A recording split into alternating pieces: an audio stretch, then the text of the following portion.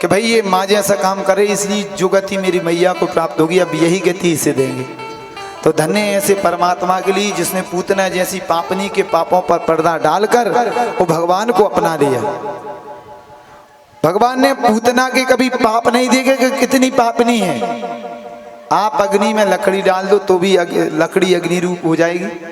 पनीर डालो, तेल डालो, घी डालो, जो भी वस्तु डालो सारी वस्तुएं अग्नि रूप हो जाते हैं। उसी प्रकार वह परम पिता परमेश्वर भगवान श्री द्वारकाधीश श्री बाके बिहारी जी की शरण में जो जीव जाता है वह उसी के समान हो जाता है। जानत तुम्हें हो जाए, जो तुम्हें जानता है प्रभु वो तुम्हारे समान हो जाता है। इसलिए भगवान ने पूतना जैसी पापनी के पापों पर पर्दा डाल के उसे मोक्ष प्रदान किया। ऐसा परमात्मा और कोई नहीं है। ये सुनकर, ये देखकर श्री सुखदेव जी भगवान की समाधि फिर तो टूट गई और दौड़े दौड़े भागे भागे सीधे उन शिष्यों के पास आए जो श्लोकों को गा रहे थे। उनसे पूछा कि भाई और श्लोक सुनाओ। तो उन्होंने कहा और श्लोक यदि तुम्हें सुनना है तो पहले तुम्हें तुम्हारे पिताजी के पास चलना होगा, इससे ज्यादा तो नहीं याद है, हमें तो बस 2-4 याद थे, सो हमने सुना दी। अब इस प्रकार दौड़े दौड़े श्री सुखदेव जी अपने पिता के पास पहुंचे। श्री सुखदेव जी भगवान जैसे ही अपने पिता के पास पहुंचे तो व्यास जी महाराज प्रसन्न हो गए और कहने लगे कि जो काम भाई मैं नहीं कर पाया, मैं दौड़ा दौड़ा भागा भागा गया इन्हें बुलाने के लिए, तो ये नहीं बोला मेरा बेटा मेरे से। वृक्षों ने कहा था कि तुम लौट जाओ धन्य ऐसे बेटे के लिए जो वन में जाकर कम से कम तपस्या तो कर रहा है। तो इतना सुनकर जब वन में तपस्या करने के लिए गए थे सुखदेव जी, तो भागवत जी के श्लोकों के प्रभाव के कारण में लौटकर पुनः आ जाते हैं। और श्री व्यास जी महाराज अपने बेटे को पाकर बड़े प्रसन्न हुए, फिर इनका गुरु बनाया जनक जी को। श्री जनक जी महाराज देखो जितने भी मिथिलापुरी में राजा हुए हैं सबके सब निमि वंशी कहलाए, सबके सब राजाओं का नाम विधेय है, सबके सब राजा ही जनक कहलाए हैं। उस समय जो राजा थे जानकी जी के समय, उस समय जो राजा थे उनका नाम था शीरध्वज। सीता जी के जो पिताजी कहे जाते हैं वो शीरध्वज थे। और इस समय जो राजा हैं वो हैं महाराज बहुलास, इनको भी निमि कहा जाता है, निमि वंशज। और ये भी निमि वंशी के साथ साथ विधेय जनक कहलाए। तो जनक जी को इन्होंने गुरु बनाया। इसके बाद में आकर इन्होंने भागवत धर्म को धारण किया और फिर कहा महाराज श्री सुखदेव जी परमहंस हैं, श्री व्यास जी महाराज परमहंस है, परमहंसों की संहिता थी, एक परमहंस से दूसरे परमहंस पर चली गई। अब ये बताओ आप, तो सीधी बात है कि ये श्री परीक्षित जी तो परमहंस नहीं थे, फिर उन्हें श्रीमद् भागवत की कथा क्यों सुनाई गई, क्या कारण है? तो श्री सूत जी महाराज यहाँ से श्रीमद् भागवत में बताते हैं,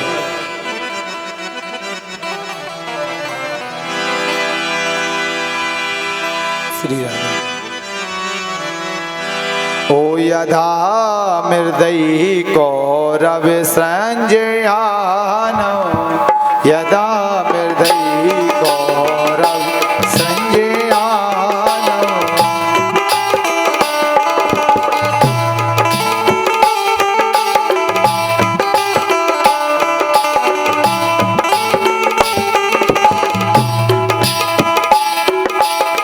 वीरस का तो वीरस का तो वीर गतम गतेशो, वीरस का तो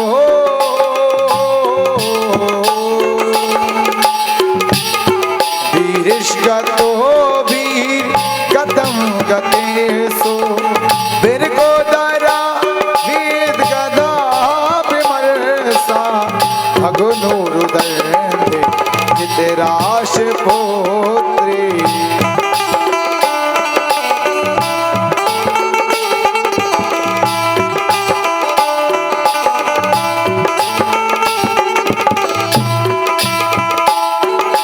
ओ यदा मृदयी कौरव संजयान,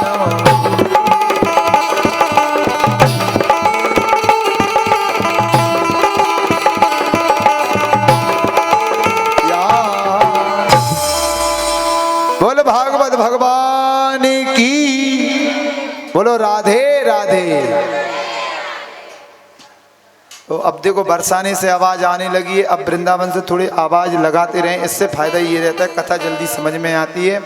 तो भगवान श्री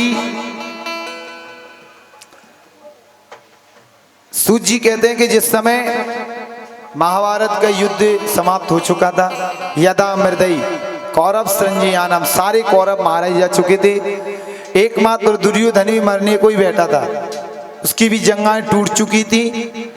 मरते हुए दुर्योधन के पास में श्री अश्वत्थामा पहुंच गया।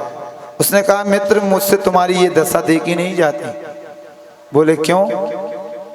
बोले जब से आपने सेनापति बनाए ऐसे ऐसों को जो शरीर से तुम्हारे साथ थे पर मन से तो सीधे पांडवों के साथ थे। भाई शरीर से भले ही तुम्हारे साथ रहें, अर्थात शरीर से साथ हो अथवा ना हो कोई, पर मन से जरूर साथ होना चाहिए।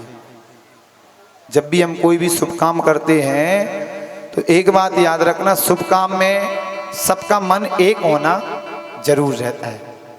अब शरीर से तो ऐसे महाराज कोई काम भी आ गया घर भी चला जाता है, कतई हम कर रहे हैं तो कथा में भी ऐसे भगत होते हैं जिन्हें जरूरी काम रहता है वो चले जाते हैं, परंतु यदि मन से साथ है तो कार्यक्रम में अवश्य आनंद आएगा। तो अश्वत्थामा कहने लगा कि मित्र तुमने पितामह भीष्म, कर्ण, द्रोणाचार्य इनको बनाया सेनापति, मुझे बनाते तो युद्ध का परिणाम आज अलग होता। ये सुनकर दुर्योधन कहने लगा कि मित्र मुझे तो सबसे बड़ा दुख ये है कि हम सोते आज एक भी नहीं बचा, वो 5 थे आज एक भी नहीं मरा। यदि तू उन 5 में से एक को भी मार दे तो मैं हंसते हंसते अपने प्राण त्याग दूंगा। अश्वत्थामा कहने लगा कैसी बात कर रहे हो महाराज, आप 5 की बात कर रहे हो, आप 1 की बात कर रहे हो, मैं 5 की शीश ला के आपको दूंगा। और इतना कहकर अश्वत्थामा वहां से निकल जाता है और रात्रि के समय में उसने पांडवों के शिविर पर हमला कर दिया। यहाँ पांडव विजयश्री मनाने के लिए भगवान के साथ दूर गए थे, क्योंकि भगवान सारे चरित्रों को जानते हैं, समझते हैं, उन्हें पता है, इसलिए वे दूर गए हुए। और जहाँ पांडवों के ही समान बलशाली, उनके ही जैसे दिखने वाले पांडवों के 5 पुत्र सोए हुए थे, जो 5 पांडवों से उत्पन्न थे, अर्थात द्रौपदी ने उत्पन्न किया था। तो उन 5 पांडव पुत्रों के अश्वत्थामा शीश काट लेता है आधी रात में।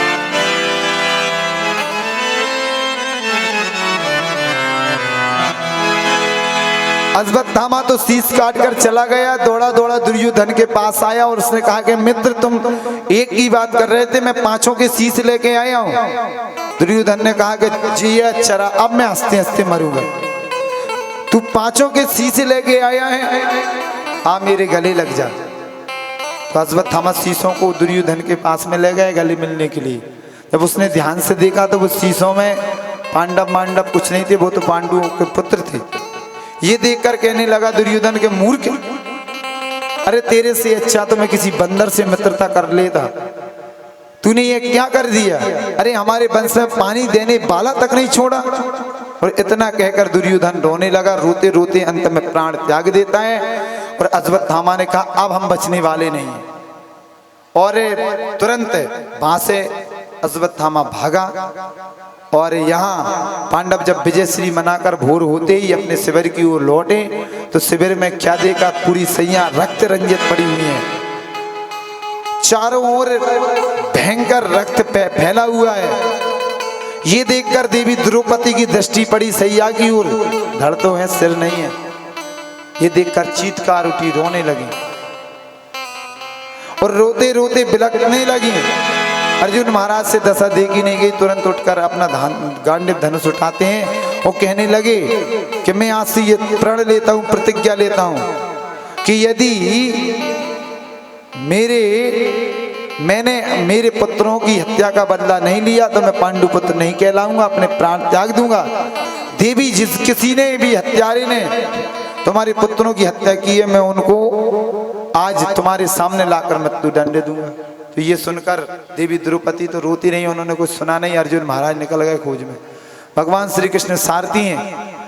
अब पता चला सेवकों से, गुप्तचरों से कि ये सब कृत्य अश्वत्थामा का किया हुआ है। अश्वत्थामा की खोज में निकले तो अश्वत्थामा ने देखा अर्जुन आ रहा है, अब मैं बचने वाला नहीं हूं, तो उसने ब्रह्मास्त्र छोड़ दिया अर्जुन महाराज के ऊपर। और यहाँ आकर अर्जुन महाराज ने देखा ब्रह्मास्त्र में हमारी ओर आ रहा है, तो भगवान श्री कृष्ण को पुकारने लगे, कृष्ण कृष्ण महाभाग भक्ति नाम भयंकरम तुमेकम यद्वामानम अपवर्गस्य चा संसृते। हे कृष्ण, हे महाबाहु, मेरी रक्षा करें, मेरी रक्षा करें, ये ब्रह्मास्त्र आ रहा है। भगवान ने कहा कि अर्जुन, क्या तुम्हारे पास ब्रह्मास्त्र नहीं है? इसे शांत करने के लिए छोड़ो। अर्जुन महाराज ने ब्रह्मास्त्र छोड़ दिया। ब्रह्मास्त्र टकराने लगे, पृथ्वी जलने लगी। वेद व्यास जी महाराज ने आकर उन्हें शांत किया। बोल बांके बिहारी लाल की जय। अब अश्वत्थामा के पास और कोई तो दूसरी बड़ी शक्ति थी नहीं, इसलिए युद्ध हुआ। अंत में अश्वत्थामा को पकड़कर रस्सियों में जकड़कर ले जाने लगे। तो भगवान ने कहा कि देखो, आतंकवादी को बचाना नहीं चाहिए, जहां मिले आतंकवादी को ठोक दो, बोलो राधे राधे। बचा कर ले जाएंगे, मुकदमा चलेगा, अदालतें खुलेंगी और न जाने क्या क्या होगा। इसलिए आतंकवादी को जहां मिले वहीं राधे श्याम।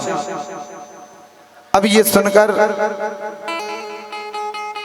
अर्जुन महाराज कहने लगे कि मैंने प्रतिज्ञा की है देवी द्रौपदी से, और मैं देवी द्रौपदी के सामने जाकर ही इन 5-5 पुत्रों के हत्यारे को सजा दूंगा। रस्सियों में पकड़कर घसीटते हुए लेकर आए। अब जैसे ही घसटता हुआ अश्वत्थामा आता हुआ दिखाई दिया, तो द्रौपदी अपने पुत्रों के पास में सिर रखे हुए थी और आंसू बहाए जा रही थी। तो उठकर तुरंत अश्वत्थामा की दीन दशा देखी नहीं गई, उठकर गई, उसकी रस्सियां खोलने लगी। ये देखकर सारी सभा आश्चर्य से भर गई और कहा कि देवी जी, आप क्या कर रही हो? आप क्यों ये हमें अधर्म में डाल रही हो? तो ये सुनकर देवी